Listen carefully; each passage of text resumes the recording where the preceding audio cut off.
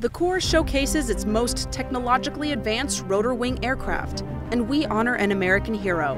All this and more this week on the Corps Report.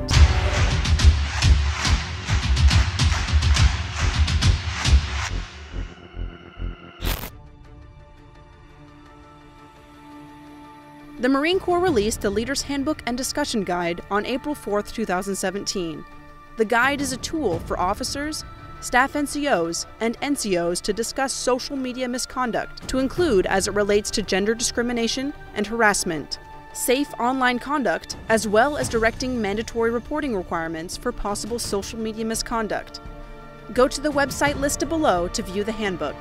This site requires a military common access card for access. Marine Corps Systems Command showcased some of the Corps' most high-tech, interactive equipment at the 52nd Annual Air Space Exposition, which took place April 3rd through 5th at the Gaylord Convention Center in National Harbor, Maryland. Air Space is the largest maritime exposition in the United States and is the key annual venue for military, government, and industry leaders to learn more about and develop professional networks. Astronaut John Glenn of New Concord, Ohio. Lieutenant Colonel, United States Marine Corps.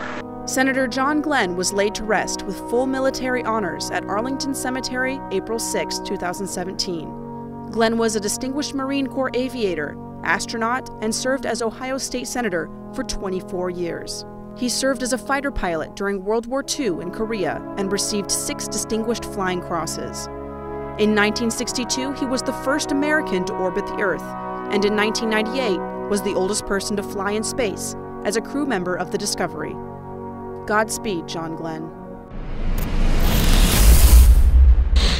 The CH-53E Super Stallion successor is almost here.